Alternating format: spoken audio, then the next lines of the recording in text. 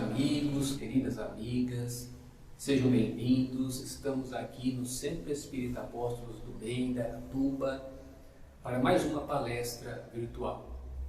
Convidamos a todos neste momento para elevarmos o nosso pensamento até Deus nosso Pai, em agradecimento por tudo de bom que Ele nos concede a cada dia e por mais essa oportunidade de podermos aprender um pouquinho mais a respeito das suas leis através do Evangelho de Jesus e também dessa doutrina abençoada que é a doutrina espírita. Queremos agradecer a toda a espiritualidade amiga que aqui se faz presente a nos envolver nessas vibrações salutares e a nos inspirar. E que Jesus possa nos abençoar, nos envolvendo na sua paz e no seu amor. Que assim seja. Hoje vamos falar a respeito de um tema bastante interessante, que é a desencarnação. Se formos ver, nós vamos pegar a origem das palavras etimologicamente, nós vamos ver que a morte significa a cessação completa da vida, seja do homem, do animal ou do vegetal. Porém, genericamente, nós vamos ver que morte é, na realidade, transformação. Porque morrer, do ponto de vista espiritual, nem sempre é desencarnar. Isto é, liberar-se o espírito da matéria e das suas implicações. E então nós vamos ver que a desencarnação é esse fenômeno de libertação do corpo físico por parte do espírito, que por sua vez se desimanta dos condicionamentos e também dos hábitos herdados na vida física, facultando então a si mesmo essa liberdade de ação e também de consciência. Então nós vamos ver que a morte é esse fenômeno biológico, é o término natural da nossa etapa física, do nosso corpo físico, que dá início então a um novo estado de transformação molecular. A desencarnação real, nós vamos ver e aprender com os benfeitores espirituais, que ela vai ocorrer depois do processo da morte orgânica, diferindo em tempo e também em circunstâncias de indivíduo para indivíduo. E então nós vamos notar, através dos relatos dos espíritos, dos benfeitores, que a desencarnação ela pode ser rápida, ou seja, logo após a morte biológica, ou pode se alongar em estado de perturbação, conforme as disposições, tanto psíquicas quanto emocionais do ser espiritual que somos. E nós aprendemos então com Allan Kardec, no Livro dos Espíritos, através dos benfeitores amigos, que o ser humano, ele é constituído de 3 partes essenciais, que é um corpo físico, ao qual é o elemento que permite o espírito se manifestar no mundo físico, no mundo material. O espírito, que é o ser inteligente, mas existe um elemento intermediário entre o espírito e o corpo físico, que Kardec vai denominar de perispírito. Esse perispírito, então, ou corpo espiritual, ele vai ter várias funções e vai acompanhar o espírito em toda a sua trajetória evolutiva. À medida que o espírito evolui, esse corpo espiritual, esse perispírito, ele também vai evoluindo, vai se melhorando cada vez mais. E então, a partir daí, entendendo como que o ser humano ele é constituído, essas três partes essenciais, corpo físico, espírito e perispírito, nós vamos ver, então, podemos então definir desencarnação como sendo o processo pelo qual o espírito ele se desprende do corpo em virtude da cessação da vida orgânica. Porém, o espírito ele vai conservar o seu perispírito, o seu corpo espiritual, que vai lhe acompanhar agora na sua volta ao plano espiritual. E como que se dá então essa separação da alma e do corpo? Então nós vamos encontrar nos livros das obras básicas e também em outras obras complementares, os benfeitores nos orientando a respeito desse processo, principalmente nas obras também de André Luiz, pelo espírito de André Luiz, pela psicografia de Francisco Cândido Xavier. E então nós vamos ver que esse desprendimento do espírito com o seu perispírito em relação ao corpo, no momento em que se dá a morte biológica e, consequentemente, a desencarnação, vai se operar gradativamente. Ou seja, os laços fluídicos que vão unir o perispírito e o espírito ao corpo físico, eles não se quebram, mas vão se desatando.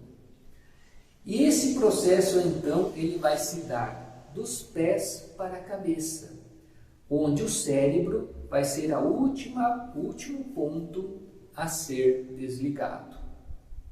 E nesse processo, então, no instante da agonia, quando esse desligamento ele está se processando, nós vamos ver que vai ocorrer na nossa mente, na mente do espírito, uma retrospectiva, uma visão panorâmica de tudo o que ele vivenciou, ou dos pontos principais da sua existência terrena. Logo após, então, a desencarnação, o espírito ele vai entrar num estado de perturbação espiritual, que seria, na verdade, uma adaptação à sua nova realidade. E isso vai depender muito da questão evolutiva do espírito, esse momento, esse estado de perturbação. E pouco a pouco, então, a lucidez das ideias e a lembrança do passado voltarão à medida, então, que se desfizer a influência da matéria.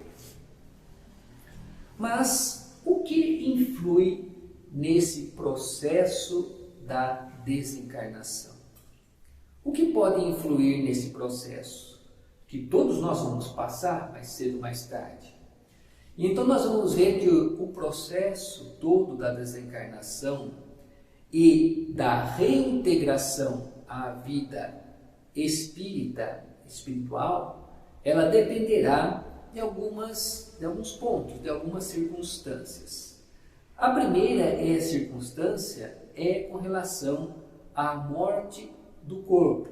Ou seja, se o indivíduo já está num processo de velhice, uma idade mais avançada, nós vamos ver que a sua vitalidade, ela já não é a mesma, ela vai diminuindo gradualmente. Ou seja, o fluido vital, que dá essa vitalidade ao corpo, ele já vai estar se esgotando. E então, quanto menos vitalidade ele tiver, esse desligamento ele vai se dando mais naturalmente. E também nós vamos observar, então, que nesses casos de uma velhice processo mais avançado de velhice, essa fase de perturbação do espírito também ela é menor. O mesmo ocorre no caso das doenças prolongadas, daquele indivíduo que às vezes tem uma doença que vai aos poucos desgastando o corpo. Então nós vamos ver que esse desligamento também no caso de uma doença prolongada, ele vai se dando pouco a pouco. Ou seja, nós vamos observando um esgotamento da vitalidade do indivíduo. E o espírito então, nesse processo que muitas vezes pode durar anos, meses, o espírito ele vai também tendo as suas reflexões a respeito daquela condição que ele se encontra. O espírito ele vai muitas vezes se preparando psicologicamente e se ambienta também com mais facilidade com o mundo espiritual. É por isso que nós vamos ver muitas pessoas que estão nesse estado final de uma doença, elas vão começar muitas vezes a relatar a presença de familiares que já desencarnaram. Então, as suas percepções, devido a esse esgotamento da vitalidade, que vai proporcionando maior liberdade do espírito, que vai transcendendo o corpo, possibilita então o espírito a visualizar muitas vezes familiares que vêm até ali onde eles se encontram, que já desencarnaram, e muitas vezes então até há um diálogo com esses familiares. Ou muitas vezes outros seres também que ali estão para auxiliá-lo e que muitas vezes ele não conhece.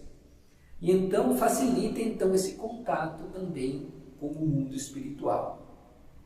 Porém, nós vamos observar que nesses casos então da velhice, da doença prolongada, facilita esse processo da desencarnação. Porém, nos casos de mortes repentinas ou violentas, como no caso de acidentes, de assassinatos, de desastres e de suicídios, nós vamos observar que muitas vezes o indivíduo está com a vitalidade em toda a sua capacidade, muitas vezes ele desencarna jovem. E então nós vamos ver que esse desatar dos laços que ligam o espírito ao corpo, ele pode ser, nesses casos de mortes repentinas e violentas, um pouco mais brusco, porque o espírito ele pode então com isso sofrer uma perturbação que pode se prolongar por um pouco mais de tempo. E vamos também, através do relato dos espíritos, nós sabemos que no caso dos suicidas, muitas vezes isso vai se prolongar por um tempo ainda maior. E então, muitas vezes o espírito do suicida, ele pode ficar preso ao corpo e ter até mesmo as percepções da decomposição do corpo físico. Mas isso é uma das circunstâncias que influi na desencarnação, o tipo da morte. Mas outra questão que vai influenciar também é o grau de evolução do espírito desencarnante. Ou seja, quanto mais espiritualizado ele for, quanto mais ele busca os valores eternos do espírito, nós vamos ver, quanto mais a pessoa fez o bem, quanto mais ela se dedica a essa parte, quanto mais ela tem esse conhecimento também da vida espiritual, e nós vamos observar que isso é um fator que vai facilitar o desvencilhamento do espírito do corpo físico. Porém, quanto menos espiritualizado ele for, ou seja, quanto mais ele estiver ligado à matéria, à sensualidade, apegado aos sentidos físicos, mais difícil e demorado muitas vezes vai ser esse desprendimento do corpo físico no momento da morte. Logicamente que o conhecimento do Espiritismo vai ajudar? Sim, vai ajudar muito, porque o Espiritismo ele vem nos mostrar como que se dá esse processo, através do relato dos próprios Espíritos, dos benfeitores espirituais, daqueles espíritos que se comunicam nas reuniões mediúnicas também.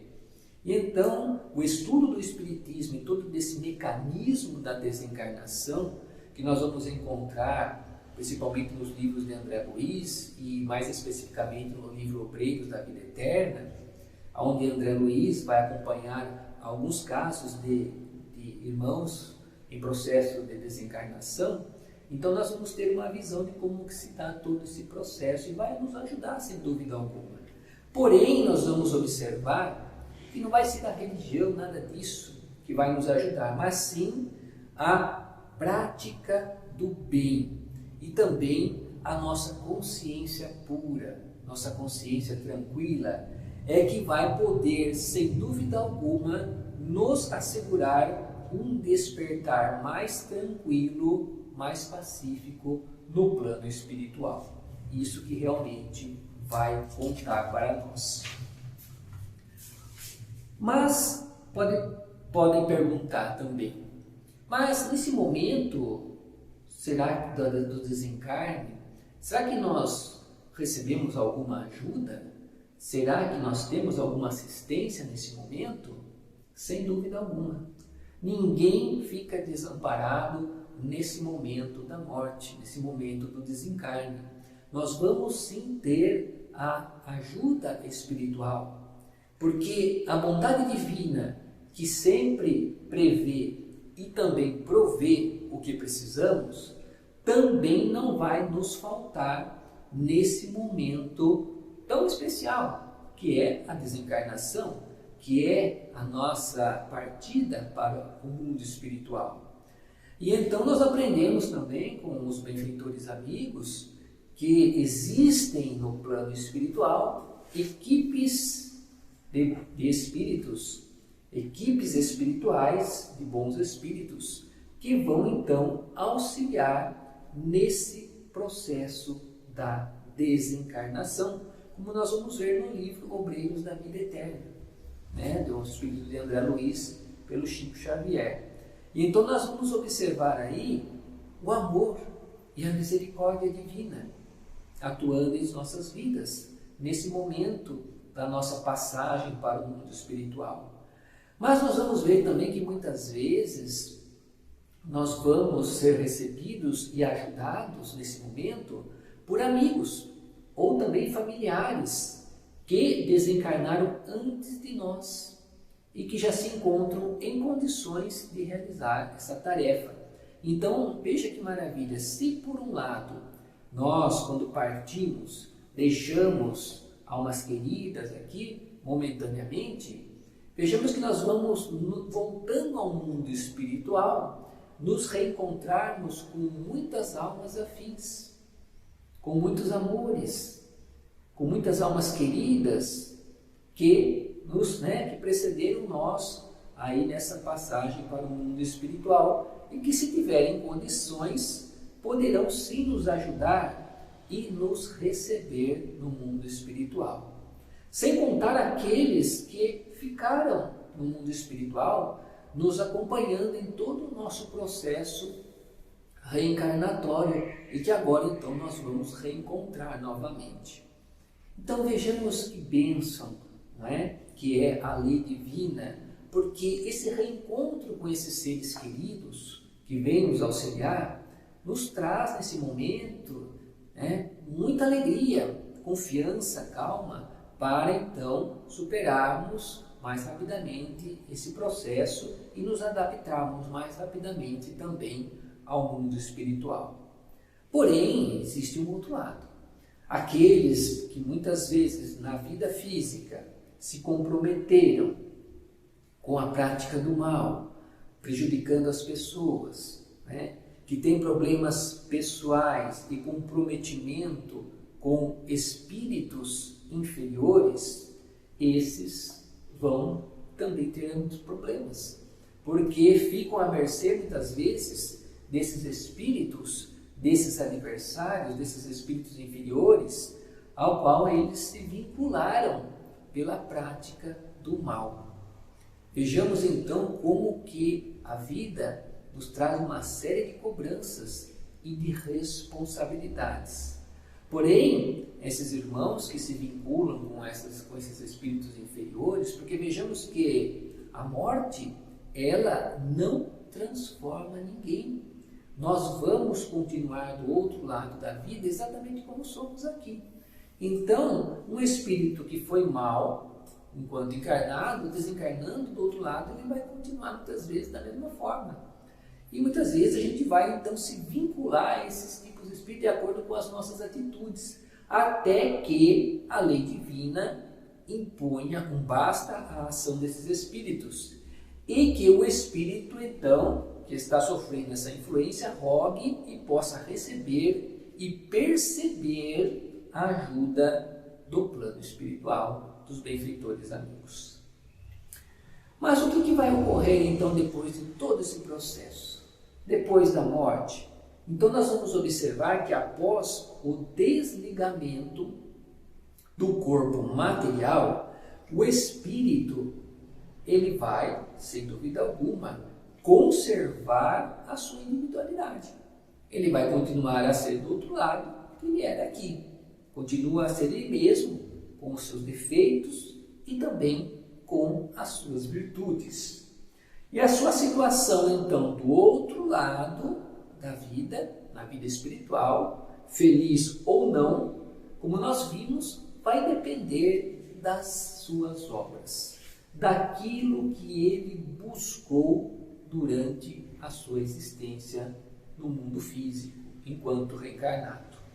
Sabendo que a lei da reencarnação, a reencarnação tem um objetivo em nossas vidas. Nós não estamos aqui por acaso. A lei da reencarnação ela tem como objetivo promover o nosso autoburilamento, ou seja, a oportunidade que o espírito tem de progresso, de evolução, de desenvolver as suas potencialidades intelecto-morais. Mas nós vamos ver então que, voltando para o mundo espiritual após a morte, o espírito conserva a sua individualidade, vai levar com ele o perispírito, o seu corpo espiritual, que vai acompanhar o espírito, e esse perispírito conserva a aparência da última encarnação. Assim, como ele vai mentalizar, ele vai conservar a aparência da sua última encarnação. Mais tarde, se ele puder, se ele desejar, ele poderá modificar essa sua aparência. Ou seja, o indivíduo desencarnou lá com 90, 100 anos, velhinho e tal, ele pode modificar, se rejuvenescer? Pode. Porque o perispírito ele tem essa plasticidade. E através da vontade, do pensamento, o espírito poderá plasmar então dessa forma. E então também, muitas vezes, no caso das crianças, como é que fica o espírito da criança? Muitas vezes desencarna como criança. Ele poderá se apresentar como adulto? Poderá se apresentar como adulto. Tá? E então nós vamos ver isso nas próprias mensagens, muitas mensagens psicografadas pelo nosso querido Francisco Cândido Xavier, de crianças que desencarnaram em tenridade, com 3 anos, 4 anos, e que ao darem a mensagem relatam que estão já com uma forma num corpo adulto. E então depois dessa fase de transição, de toda essa adaptação no mundo espiritual, vejamos o que o espírito vai fazer lá do outro lado. Ou seja, ele vai continuar o seu processo de evolução, porque tudo que temos aqui existe do outro lado, muito mais aperfeiçoado. Os espíritos nos relatam que a vida no mundo espiritual ela é muito mais intensa, ela é muito mais rica. E então, no mundo espiritual, o espírito poderá estudar, ele poderá trabalhar, ele poderá recapitular as suas existências passadas e se preparar para uma nova existência, preparando tudo isso com aqueles espíritos que ele é afim, que ele ama, dando prosseguimento assim então no seu processo da evolução. E para finalizarmos, nós gostaríamos de encerrar lendo a parte final que o espírito de Manuel Filomeno de Miranda, de Miranda, pela psicografia de Divaldo Franco, nos fala nesse livro, Temas da Vida e da Morte. E ele nos diz assim, na questão que fala sobre morte e desencarnação, ele diz assim: como cada homem tem a vida de que precisa na terra para crescer e ser feliz, cada qual tem a morte a que faz jus em razão dos atos praticados.